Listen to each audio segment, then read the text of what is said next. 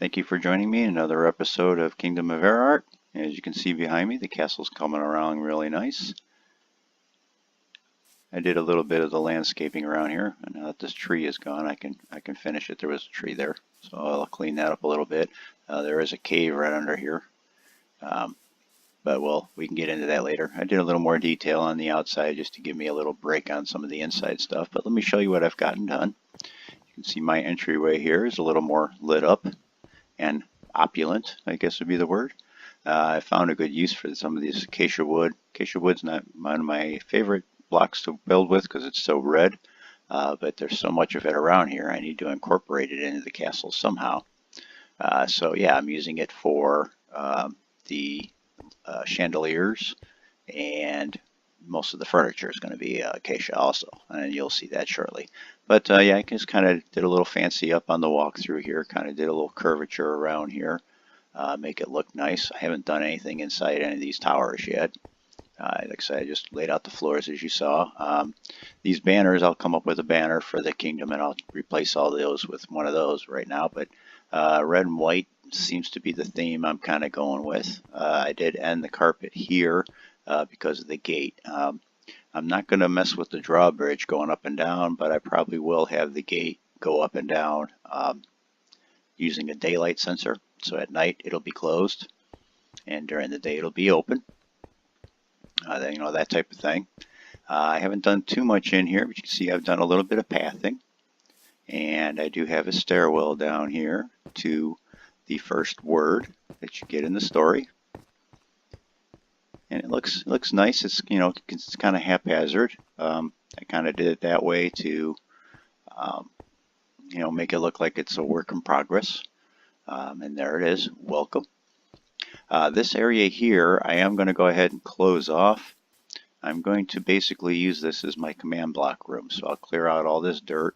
I'll block this off somehow, maybe with some stone or something.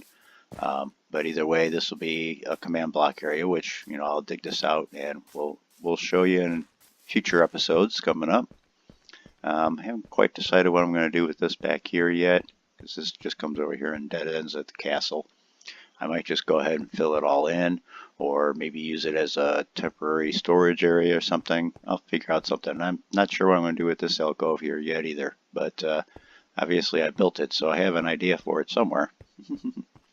Just hasn't quite struck me yet, so you'll see I kind of do things in little bits and pieces. I'll work on something for a little while, and just to break up the monotony of it, I'll go do something else. So what I have done is the king in this story is going to be a big part of the story. So I built him an entryway here, and you can see I'm going to have I got the same setup here for the gatehouse, so this can close. So if, you know, the castle is invaded and they do get in here into the courtyard, I'll be able to shut these also at night. As you see here, I use a lot of the torches and stuff, the acacia wood to hold the torches, and I got a lot of banners around. So let me show you the throne room for our king. I think the armor stands with the gold armor, and like on this side, they're pointing towards the king. So I thought this turned out really good. It is a two-story. Basically, when I'm building this inside part of the castle, I don't have all the floors figured out. I'm kind of working out the story as I go along. So, you know, guards can be up here to protect the king when you're visiting him. Here's his throne, and of course the queen's throne. And I don't have too much over there yet, but I'll take you over here on this side. I got some braziers in the corners. You can hear them crackling. So I think it turned out really well. It's nice and detailed. It's looking pretty rich, I guess you could say. And again, you know, like I said, I found a good use for the acacia wood. I think it's a good use for it. It's not overdone, but it adds a nice touch to it. So through this door here, which I used dark oak on it to make it look rich with the gold handle. This is the dining room of the king. So the king would, you know, sit here. And now I've seen people, well, I wanted to show you this. I've seen people use doors behind these chairs for this type of situation. Let me show you why I don't use doors. Let me go ahead and get rid of that, and see, now I can't put it down. I can't put it down because of the carpet, which is part of the problem. See, now I can put it down on the wrong spot. Here we go. I got to put it down here. Okay, now you can see the difference between them. See, this has got the iron up on top for the trap door, and this has got the hinges on the side, and it looks different all the way around. And then, of course, the other thing is as you notice, I had to break the carpet, so I wouldn't be able to put carpet here. So that's why I did not go with that. I decided to go with the acacia trap doors, which now and then I can put, voila, and now they look like high back chairs. I used dark oak for the table, again, rich looking. One of the other things you can do, I don't know if you know this, is you can do a pick block, especially in creative, but you can do it in survival also. If you have it in your inventory in survival, it'll automatically put it on your bar for you.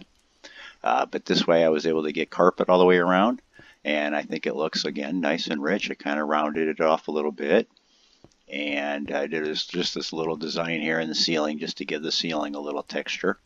And that's really about it for that. This just takes you back out to the main hallway here.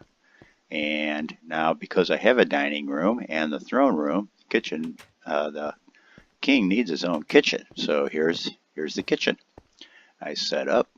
I got ovens and brewing stands, and right here I have the fireplace, which does actually, yeah, you can see it does eventually. I do have that there just to mark my level, because this be fireplaces all the way up, you know. But it does. It's a little odd, but it does take you out, and there's my chimneys right there. So it is, you know, it does get down to one block and narrow and kind of off center on this part, but for the most part, I think it works out well. There we go. And you can see here I used a cauldron, and I dyed the water brown so it looks like soup. Put a couple more cauldrons here with just regular plain blue water. So, you know, I think it all turned out pretty well. I got a little bench right here for the cook to sit at, take a rest. Storage room in here. Got some shelves. I didn't grab any chests yet. I didn't want to take up my inventory space because I was doing decorating, and my inventory is full of decorating things right now. I'm going to go ahead and I think I'll leave it stone.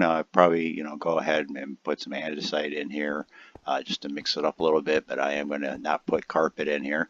I thought the fireplace turned out pretty good. A little mixture of cobblestone and red brick.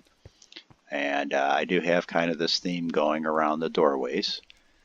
So I think it, you know, it's adding a nice design to it, and it's looking good. So we have the king's throne room, we have the king's dining room, and the king's kitchen. Now what I can do here, oh, I should actually have stayed in there. I could have flown, but again, I'll show you the walking way. But this does take you up to another level, the second level. Now this right here is the top half of the throne room. And again, I use dark oak doors to make it look rich. So here's the top half of the throne room, so all the guards can be up here looking down, making sure the king is okay. So I think it turned out really well. And right here is going to be the dungeon. So this is basically going to be the guard area. I haven't quite figured out how I'm going to do the design. There's a lot of tunnel under this castle. I did do some exploring and lighting of it up because I wanted to get the monsters out of here. It's like I said last episode, I don't want you to be hearing drowning zombies all over the place. So basically, here's the spool for bringing that gatehouse up. The gate, there's the courtyard right on the other side of this wall. Yeah, see the courtyard is right here. So the gatehouse is right, or the gate is right there. So I did the same spool setup like that. So let me get some light here. But yeah, so there's, you know, how you bring up that one. And so basically, I'm thinking this is going to be maybe for the guards. Maybe the kitchen help can bring the food up here to some of the guards. And this over here will basically be the jail area because of the dungeon I have right there conveniently for me. So I think it's turned out pretty good. So it makes sense to me to be putting a bank right here by the guards. So in this episode, I'm going to start building the gate. We're not going to do any of the command block stuff this episode, but we'll get the gate built for the bank. And then the rest of it will be mostly just, bedrooms and libraries and maybe a church, church in the towers, that type of thing. But we're getting it filled out. And of course, we have the little sneaky thing here. But yeah, see, I might have to get rid of the water in here because I don't want these drowned being in here because it just doesn't, sound right. Hopefully they won't spawn there anymore because I got it well lit up. But yeah, basically, you can see I got my floors, and the reason why I did this, but here is a good example of why I wanted a double layer floor. Oops. Just get rid of some of that there. But basically the second floor here, put that back and that back. But basically the second floor here I want as a wood floor. So, a good example of what's going on here. Let's see, did I do this? Yeah. So I can do this.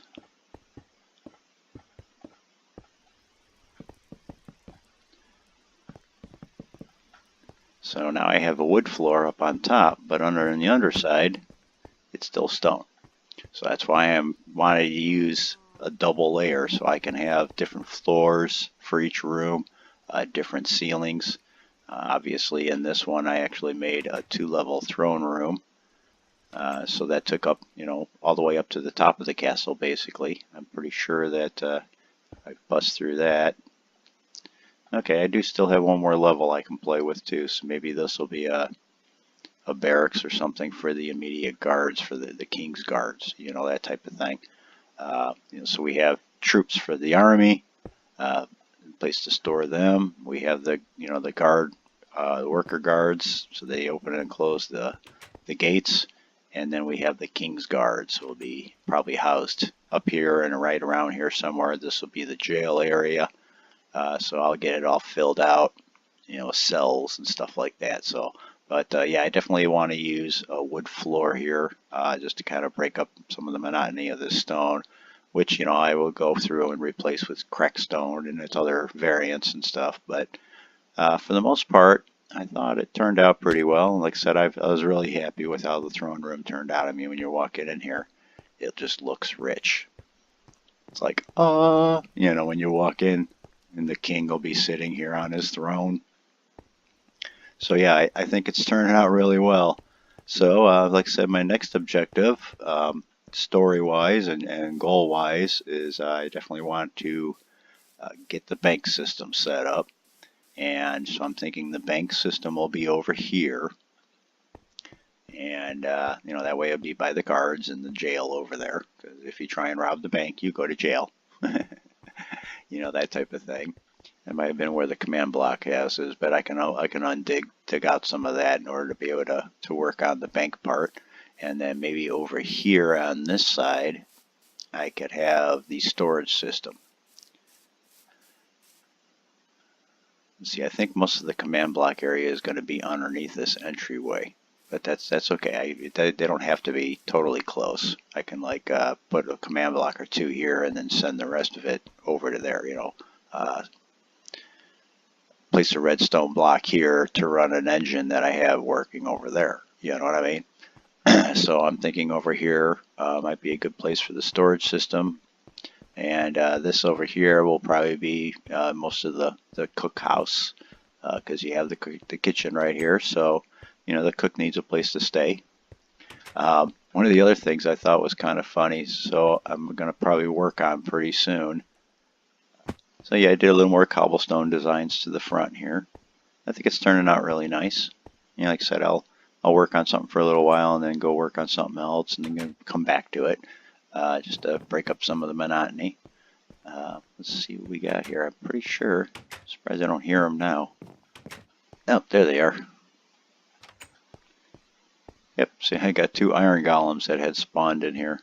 So I think what's happening is because I've got all these doors in here now, it is counting this as part of that village. And that's why these iron golems continue spawning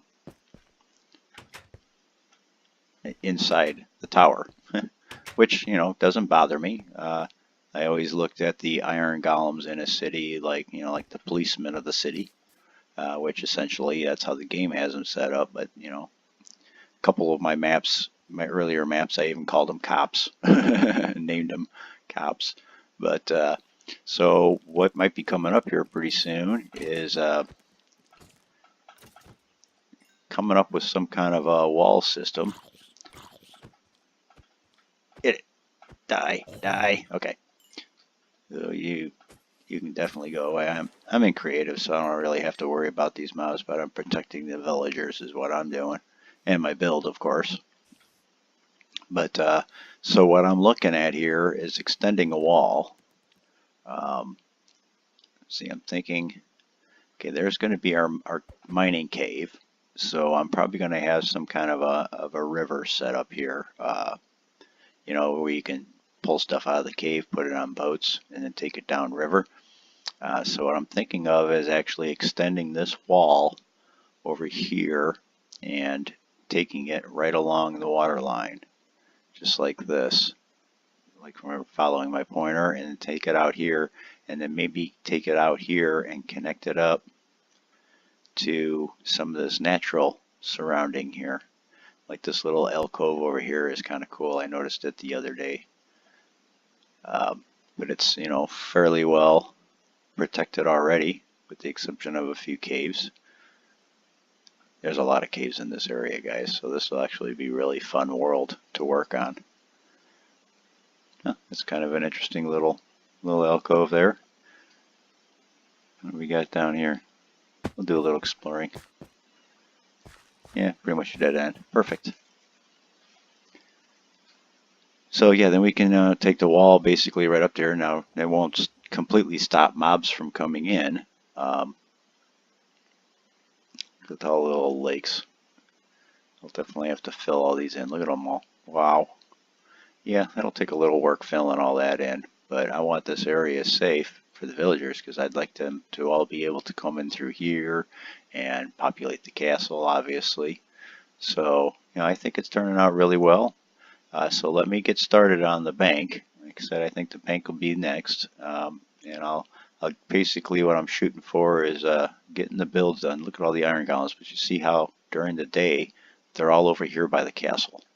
I can fly around the rest of this village, and there's really not too many villagers anywhere around here.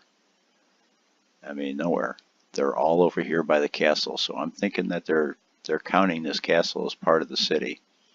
And then, of course, we can do something else here. Here's where the docks are going to be. So I might go ahead and basically build some kind of a wall. I might include that inside the wall, that waterfall there, and just kind of build it off of this cliff face here and just follow along the water to the shore.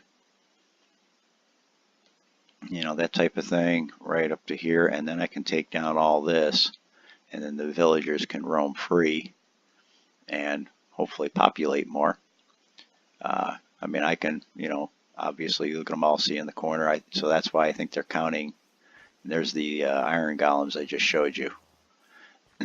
So that's why I think they're counting the castle as part of the kingdom or part of the city, which is fine. That's exactly what I want. I want villagers roaming around everywhere, and I'd prefer not to use spawn eggs if I don't have to.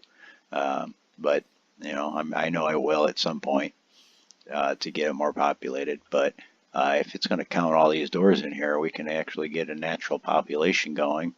And, you know, like I said, I'll have custom villagers that you can trade with, but I'll have random ones in here too that you can also find and trade with. So I think that would, you know, help you and be more interesting. But so that's kind of what I'm looking at so far. So that the plans are starting to come along nicely.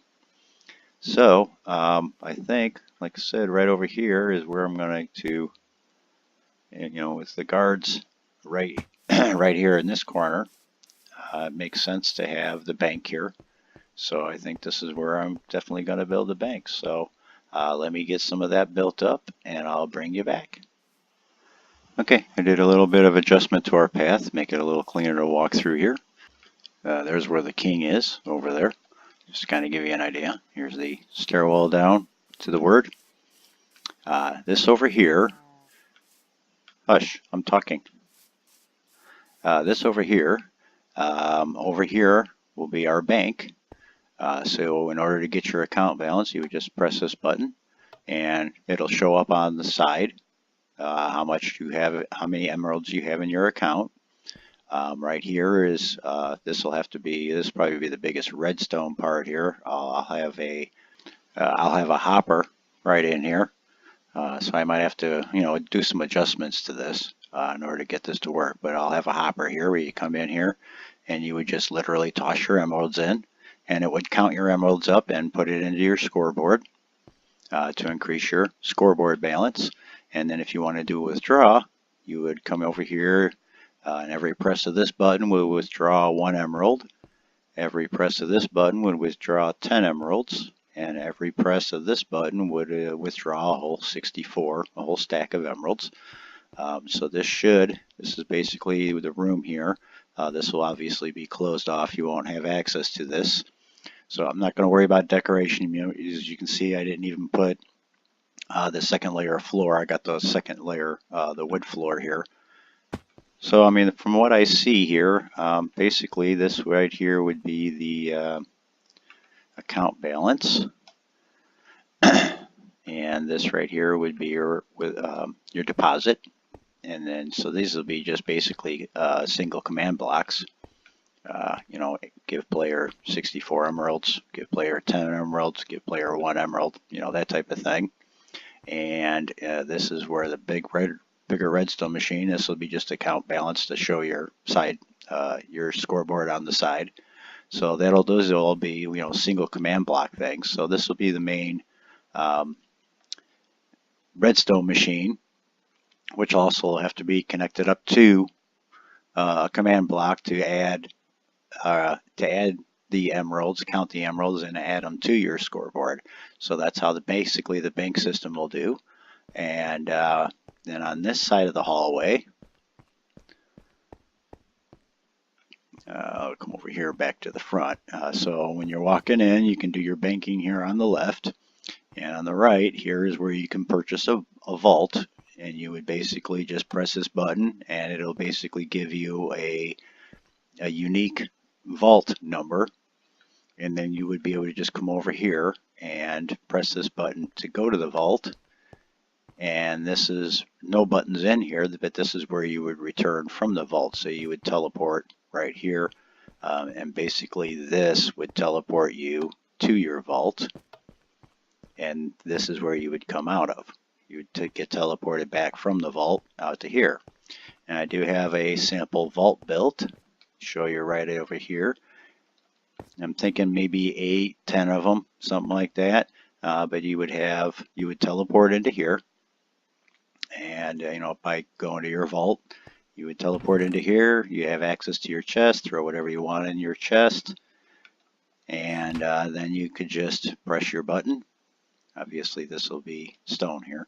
And you press your button, and it would just teleport you back to this vault return. Right over here. So then you would teleport right here and come on out. So that's basically the vault system I'm looking into, and the banking system. So I have the basics built. I'm going to go with shorter episodes, but I'm going to do an upload every Tuesday and Saturday on this now. Give me some more time to do some things that, well, obviously you won't be able to see, because I'm not going to be able to show this all to you. Otherwise, the map would really be boring if you know everything, right? So, but I just kind of wanted to go over this. So next episode, we'll work on the command block and the scoreboard systems and the redstone for the deposits. So now that you see what some of my plans are, I am going to go with shorter episodes. I'll upload every Tuesday and Saturday. So hope you guys have a great day, and make sure to hit that like button. It really helps the channel, and make sure you subscribe so you can see more of these. And get ready to do some redstone and command blocks and scoreboards all built in together to make these systems work. I think they'll be fun to do with you, and I'm looking forward to it. So I'll see you later. Bye.